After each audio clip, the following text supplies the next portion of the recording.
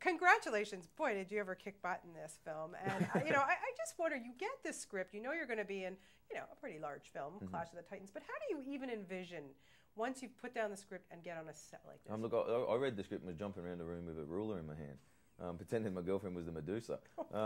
She didn't like that, but she was the one that said, look, if you feel you get some kind of visceral response to a script, you want to dive in and do it. And then they show you all the creatures and you go, yeah, it's a world I wouldn't mind being in for 6 months. But then I understand, you were pretty collaborative about this script. You really put your 2 cents worth in. That's the thing is, I don't think any actor should be a puppet. I think making movies is a collaborative project, and I think that involves from everyone from the studio to the director to actors to script writers, and if you can all come together and make a cohesive kind of story with themes that you want to tell that you think are prevalent, and that's our job. And I'm not afraid to do that. I like working alongside people saying, let's make this script a bit tighter and fill in the holes and all the stuff that I believe filmmaking should be. So was it important for you, Sam, to watch the original one and get a sense of it? Because it's 20 years later. Come on, seriously, it's going to look different. But yeah, that's right. And I think it was more a case of to see what parts of that story we could update. So obviously the visual effects, that's the first thing we can do because they're heightened nowadays.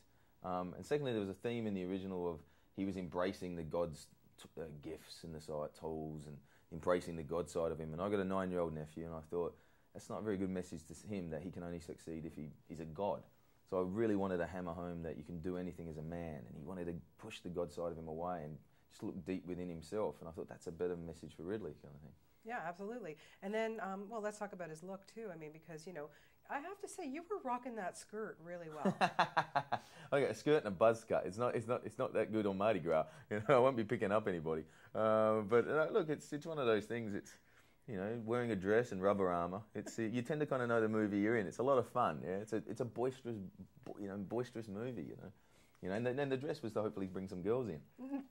Any wardrobe malfunctions going on? Well, yes. There's a lot of the Medusas were popping out, I'm telling you. But that's, as I said, it's also a weird day in the office, when you're running around with a bunch of blokes in, with swords. Taking it real, but just so an audience doesn't have to, they can have a good time. Well, I'm really jealous because you have much nicer legs than I do, and I'm just. I've got some Christmas hams back here, but your tush is looking pretty cool. So. Oh, thank you, I appreciate it. No, but seriously, getting in physical condition for this, because I was just, they have these things in the hospitality suite, and I was picking them up, and I'm like, how do you guys do that? It's heavy stuff. Yeah, you make them lighter.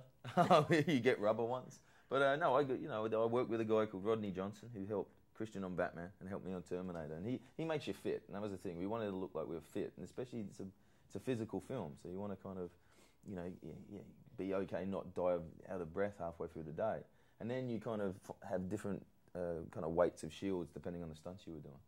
And then of course you're on this little film called Avatar, really whatever, and you obviously know the CG thing now. You've done that. So how did that help you with this experience? It makes you understand the tricks of how to make something out of nothing. Imagination is great, but acting is reacting. So I would always hammer into Louis. We need something tangible to react to, be it a proper flames, some guy chasing us, something to hit, a fiberglass scorpion. A gimbal with a horse, so then you're not at a loss just with a tennis ball and nothing there. That's the hardest thing about green screen. What scene extremely challenged you? There's a lot going on in this. Putting the tan on every day, to be honest. I'm a pasty man. We tried to cook us and it started flaking. That's not a good look for your lead dude, and he's all kind of crumbling, looking like out of The Singing Detective or something. But Hades would have liked that look. Yeah, well, I think he did. I did look like Ray Fiennes in The English Patient. That's what I did look like. So every morning just standing there in a paper thong getting sprayed. That's kind of hard work. Hard work for them, I think. It was horrible. Yeah. But physically, you get battered and bruised. Are you ever thinking about doing some romantic comedy soon? If they let me, if they send them to me, yeah. No, but getting prepared for something like that, how on earth do you do that? You dive in. I'm Australian. I'm dumb and I'm cheap.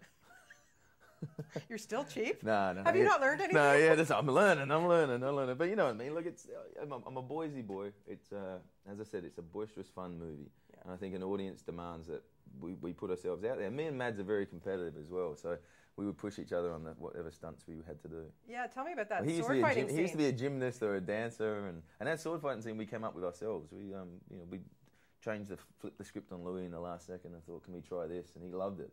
And to us, it was great. We had great fun because therefore you're part of the collaborative process again. And we've now got a scene that we come up with, me and him on set forever, and we can look at it and go, that's cool, man. That's a good part of the thing.